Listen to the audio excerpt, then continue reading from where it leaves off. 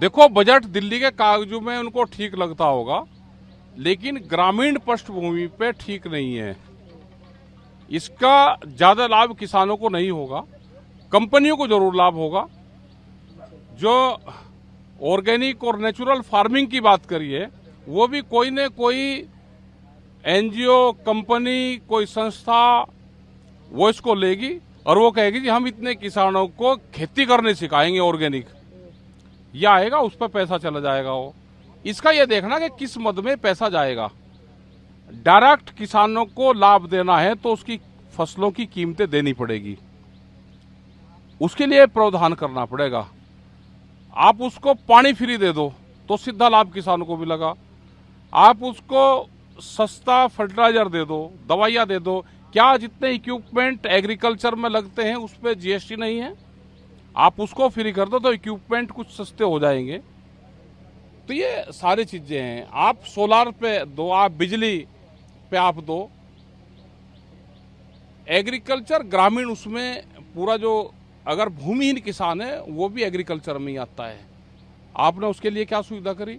जो दूध उत्पादन करने वाले किसान, हमारी महिलाएं, माताएं हैं, वे भूमिहीन हैं, उनके पास में जमीन भी नहीं है, लेकिन वो दूध का उत्पादन करती है। उसके लिए क्या किया बजट में? 20 रुपए किलो दूध के रेट कम हो गए एक साल में। सबसे ज्यादा हालात तो उनकी खराब है। जो कारखानों में काम करते हैं लेबर, उसका क्या करा? आपने हेल्थ पे क्या किया?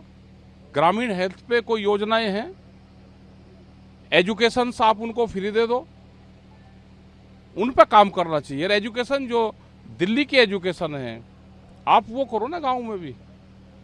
वित्त मंत्री सीतारमण जी कहे नेचुरल फार्मिंग को बढ़ावा दिया जाए। ग्राम पंचायत अगर योजना लागू करना चाहेंगे तो बढ़ावा मैं बता दो कि कोई न कोई एनजीओ, कंपनी आएगी, वो पैसे लेगी, वो कहेगी कि मैं नेचुरल फार्मिंग किसानों को सिखाऊंगी। वे 100 किसानों को बुलवाएंगे, उनका बजट लेंगे, उनको बताएंगे कि आप इसमें गोबर की खाद गिरो, ये गिरो। ये तो किसान कर ही रहा।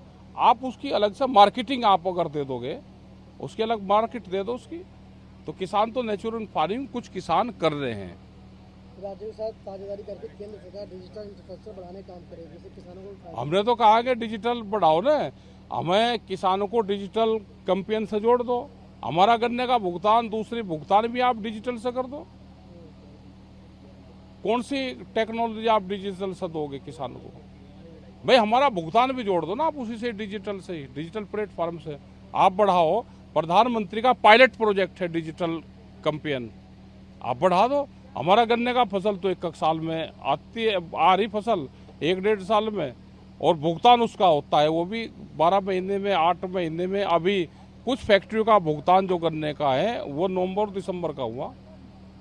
कृषि और से जुड़े सेक्टरों को 1.52 लाख रुपए का प्रावधान दिया गया। ये कारगर साबित हो कृषि में? अब कृषि में बहुत से सेक्टर आएंगे, आप कौन से सेक्टर में कितना फंड दोगे? आप कल तो ये भी कहोगे कि पुलिस को हमने इतना फंड दे दिया, उसकी तनख्वाह दे रहे हम। ये जो सेक्टरों में पैसे देने की बात करी, इसको डिफाइन करना पड़ेगा कि किस सेक्टर में कितना जा रहा है और वो कहाँ लग रहा है। आप भाव देने की बात नहीं करते, सारी बात करते हो भाई एमएसपी गारंटी कानून दे दो।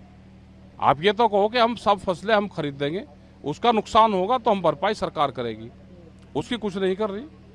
अभी बाढ़ आई, पूरा हमारा उत्तर प्रदेश और बिहार, बहुत हिस्से बाढ़ से प्रभावित हुए। क्या उन किसानों को लाभ मिल रहा है? नुकसान की कोई भरपाई हो रही है? वो नहीं हो पा रही है। सरकार 32 फसलों के लिए 109 किस्में की लॉन्च करेगी। नई किस्में लेकर आ रही, जिस तरह से क्लाइमेट चेंज हो रहा है वो उनका ठीक है कि उस तरह की फसलें सरकारें लेकर आ रही है, लेकिन उसमें जेनेटिकली मॉडिफाइड सीड नहीं होनी चाहिए, जीएम सीड उसमें नहीं होने चाहिए। फसलें तो हमारे वैज्ञानिक है, जो रिसर्च सेंटर हैं, क्या उसको फंड लोकेट किया है? उस पर कितना फंड जाएगा? उसके धीरे धीरे फंड काट रहे हैं ये सारे। क्या बाहर से किस्म लेके यहाँ पाएंगे? क्या वे हार्मफुल तो नहीं है? क्या वे मानव शरीर के लिए हानिकारक तो नहीं है? तो इन सब चीजों पे ध्यान हमको करना पड़ेगा।